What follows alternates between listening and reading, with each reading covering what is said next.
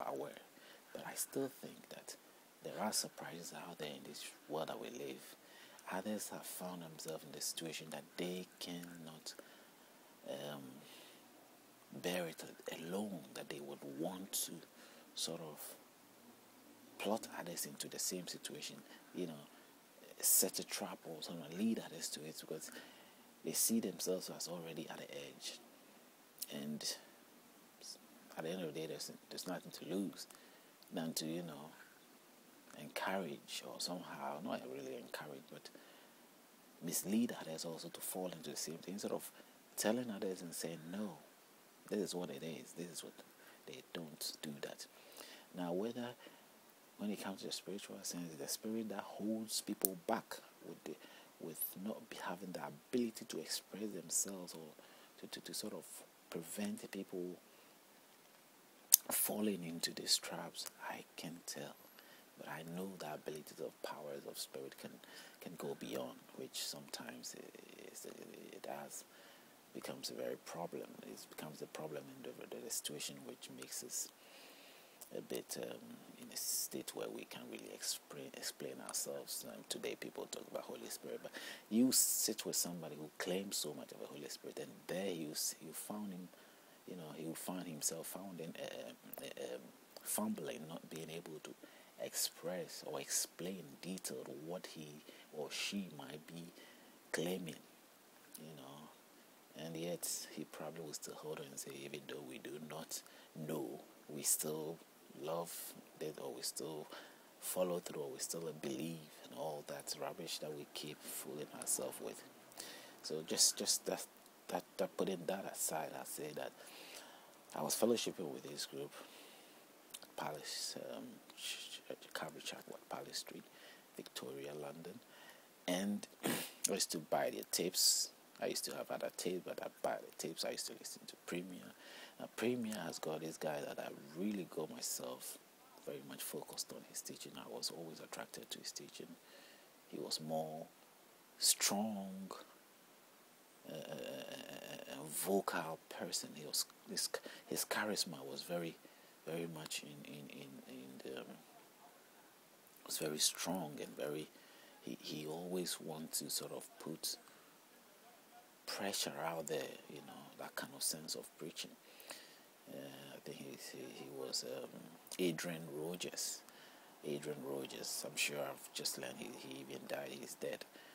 And when you hear him speak, it's almost like he's even come from heaven, or he's seen God, or but he's very honest in as much as he can. But still, there is something about him, like he really said, like he have confidence and he knows what he's saying, and what he's saying is true, and he can convince you easily.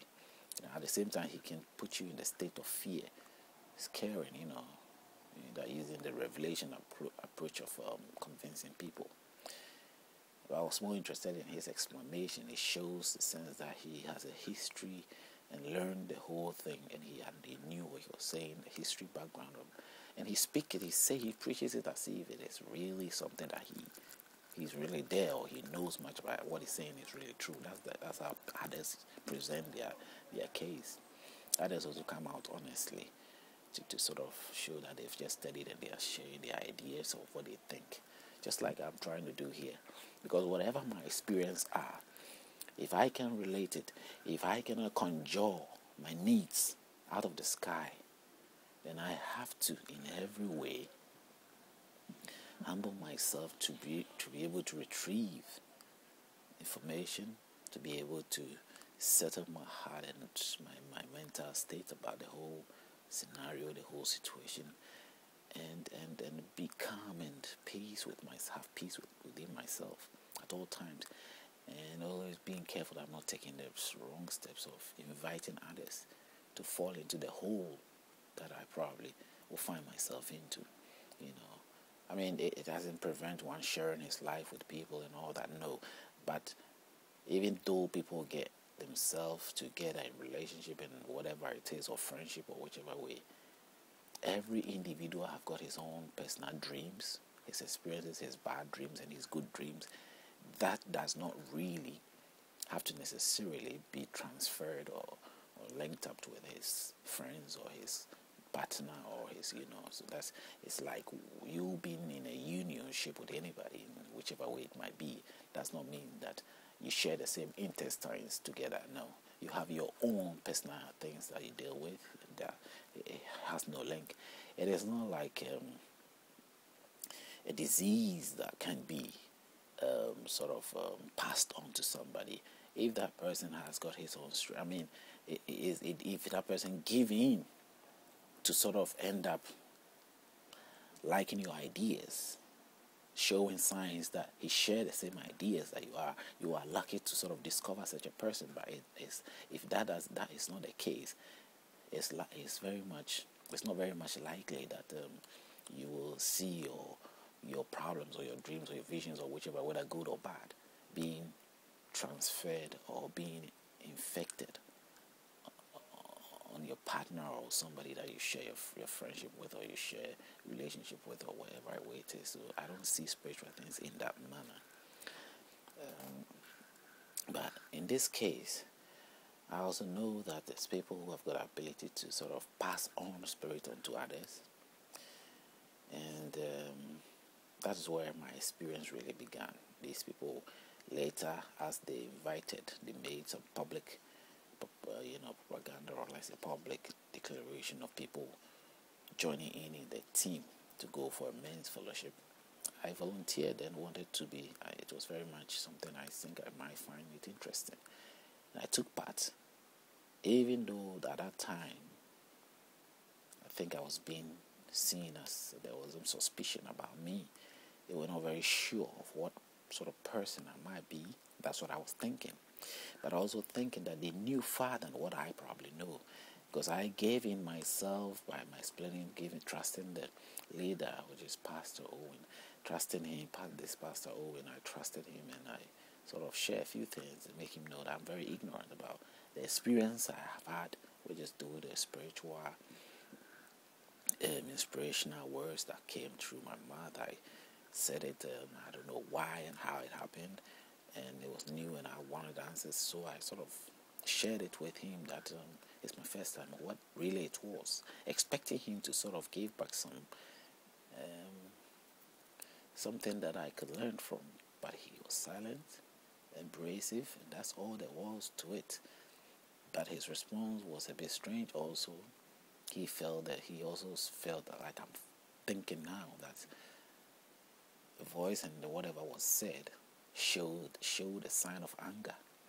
And he says, "What are you angry for?" That was his response as a pastor. Now, it was strange the way he answered and the way he didn't give me my details. Okay. Little did I know that the men's fellowship invitation and all that was something that was being organized to sort of lure me into some state where they can really do whatever the stuff that they do. I don't know what they wanted to figure out. This man could be a British or American background. I'm not too keen. But the one I share room with, I think somehow has suspect to be of probably the same British background or American background, whichever way. He was a bit older than me. And he has his wife and all that. But I started going through strange things, strange issues that I cannot really explain detailed. But that sinister thing about the whole thing, the evil, suspicious things about the whole thing is what I want to sort of clearly explain a little bit. If I'll try my best to see if I can get it, in perspective. Is a situation where you feel as if something has come upon your life. Something has just penetrated your life. Not the normal penetration, but in a shocking wave penetration, like an electrical shocking wave penetration, happening not just once, but I think thrice or 4 times. And if my spiritual experience was not enough, and then this happened again, if you were in my shoes, you go crazy, you go ballistic. I mean, it's something that one cannot joke with. But anytime I'm really upset on this situation,